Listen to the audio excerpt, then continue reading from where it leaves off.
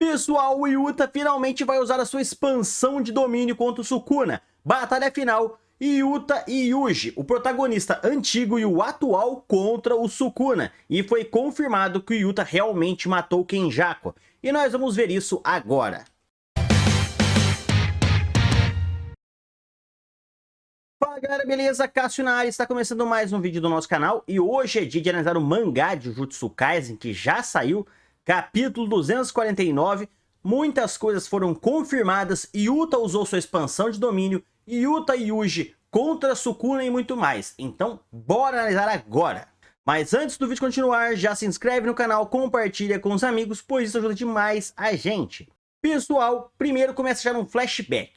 A gente já vê o que aconteceu depois que o Yuta arrancou fora a cabeça do Kenjaku. Já começa nesse flashback, nesse ponto, nessa situação, o Kenjaku confirmando que a vontade dele vai ser herdada, o corpo do Geto Suguru, do Kenjaku ali, aonde tinha todas aquelas maldições, as maldições entrou em colapso, começou a se libertar do controle do corpo do Geto Suguru. Todas aquelas maldições começaram a vazar e a obliterar. E isso, no caso, nos remete àquela batalha do Toji contra o Geto. Vocês lembram quando o Toji bateu no Geto? Ele deu um chute no Geto e falou: eu maneirei na força para não te matar. Como você é um manipulador de maldições, eu fico com medo do que isso poderia acontecer caso você morresse ou realmente desmaiasse e elas tomassem o controle. O próprio Toji já se precaviu contra isso, e isso foi mostrado nesse capítulo.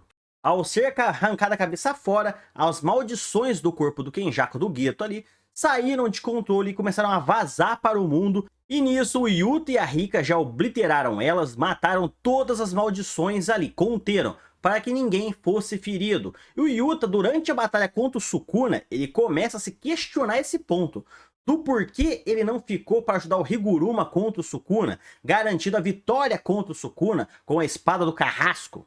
E nisso o Yuta percebe que realmente ele e a Rika tinha que ter ido realmente contra o Kenjaku, pois se fosse a Mai, talvez ela não conseguisse conter as maldições a tempo e sofresse alguma vítima. Por isso que no caso a Rika e o Yuta ali eram essenciais. Mas eu também estou me perguntando, cadê a Maki? A Maki até agora não apareceu, então vai ter um foco especial na Maki. E se eu disse Mai anteriormente, desculpa que tem vezes que eu confundo o nome das duas, que uma já morreu e a outra não.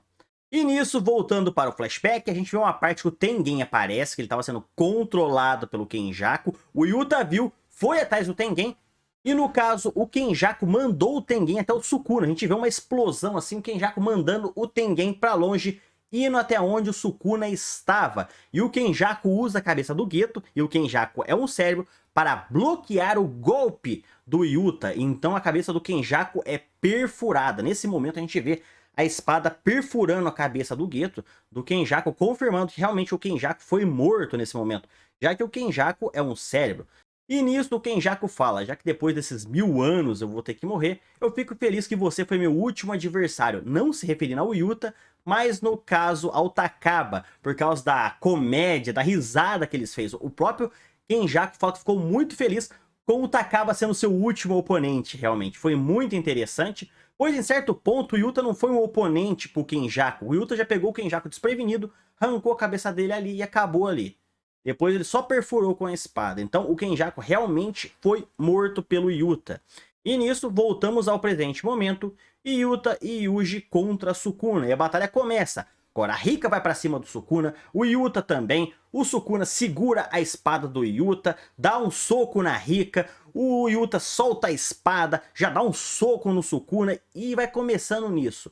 Porém, o Yuta fala: dessa vez eu vou me precaver, e já ativa a expansão de domínio dele. Finalmente, a gente vê o Yuta ativando a expansão de domínio dele, e a gente vai ter uma noção de como é a expansão de domínio do Yuta. E para surpresa de todos, a expansão de domínio do Yuta é muito parecida com o Unlimited Blade Work de Fate Stay Night, do Archer de Fate Stay Night.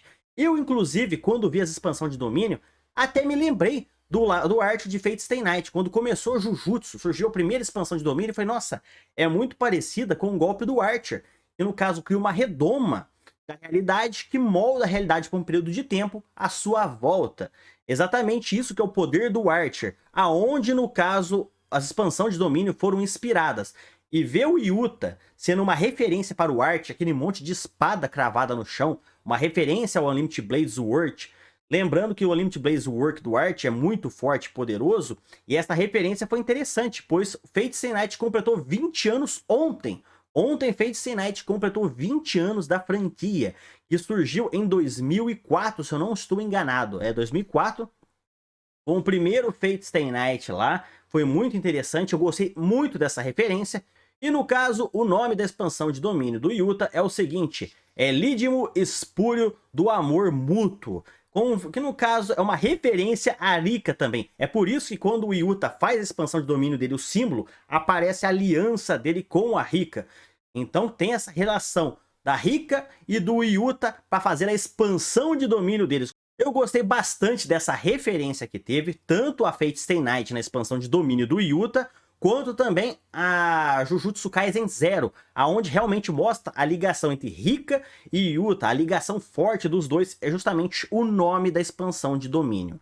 E no caso, a gente vê o Sukuna, quando entrou na expansão de domínio do Yuta, ele tenta se proteger com o cesto Divine vazio, que foi aquela técnica que aquele cabeludo usou no caso contra o Megumi no passado. Que no caso, essa técnica do cesto Divine vazio, ele é uma técnica, tipo, ele é o predecessor do domínio simples. Foi o que surgiu inicialmente, e a partir dele foi surgir o domínio simples. Vocês entenderam? O domínio simples é praticamente essa técnica, só que aperfeiçoada, digamos assim. E no caso, o Sukuna usa isso, mas o Yuta já agarra a espada e vai para cima do Sukuna. E já anula e faz um corte no Sukuna, já fere o rosto do Sukuna ali, os olhos. Porque o Yuta sabia que o Sukuna ia usar alguma técnica do tipo. E com isso, o Sukuna acabou cortando pela metade o seu número de braços e bocas para fazer os selos e as palavras para fazer a técnica do cesto Divine vazio. E com isso, o Yuta aproveitou essa chance, deu um golpe no Sukuna e feriu ele, pois o seu número de braços e boca caiu pela metade, o que caiu a potencial do Sukuna naquele presente momento pela metade. O forte do Sukuna, como já foi dito pelo Hajime, é o seu dobro de braços e o seu dobro de bocas, que facilita na batalha de Jujutsu, e cortando isso pela metade, para ele fazer o cesto Divine vazio, ele acabou abrindo a defesa dele, e o Yuta foi lá e pá, conseguiu ferir, no caso, o Sukuna. E com isso eu vi uma coisa que já tá começando a ficar chato. Eu sei que o Sukuna é um gênio, eu sei que ele manja das batalhas e tudo, mas toda hora que tem uma batalha foda, no caso, o Sukuna, em um pequeno instante, ele já saca a técnica que o oponente vai usar, já entende ela, já saca o plano do oponente e tudo. Parece que ele vê na cabeça do oponente o plano que ele vai usar. Foi assim com o Gojo, foi assim no caso com o Hajime, foi assim no caso também com o Higuruma. O Sukuna saca num instante, parece que o plano do oponente, e já toma uma contramedida. Cara, tá, o Sukuna é um gênio, mas pô, velho, o cara também não é desse jeito, de toda hora ficar sacando o plano dos outros. Já tá começando a ficar chato isso, entendeu? Então eu acho que tem que maneirar um pouco nessa questão de fazer o Sukuna entender tudo em um instante. Nossa, os caras bolaram um plano do caramba lá, e eu em um milésimo de segundo entendi o plano deles. Não, calma. Reduz um pouco isso, Gege. Tá ficando complicado. Gege Akutami reduz um pouco isso do Sukuna ficar sacando as coisas num período pequeno de tempo. Tipo, em um mero instante ele saca o plano do pessoal. Reduz isso que já tá ficando chato. E depois, na página final, a gente vê o Itadori e o Yuta contra o Sukuna. E então é dito, o protagonista antigo e o protagonista atual contra o Sukuna. Será que eles vão vencer? E o Sukuna fala, pode vir. E o capítulo acaba aí. E uma das partes mais importantes, teremos capítulo semana que vem, antes que surja uma pausa, beleza? Então temos Yuji Itadori e, no caso, o Kotsu Yuta contra Sukuna. Vamos ver como vai realmente rolar a batalha nessa expansão de domínio do Yuta. Vamos ver como ela funciona ao pé da letra. Se ela realmente é igual a do Archer, o Unlimited Blaze Work, que as espadas se levantam, vão atacando o oponente sem parar, show de espada infinita.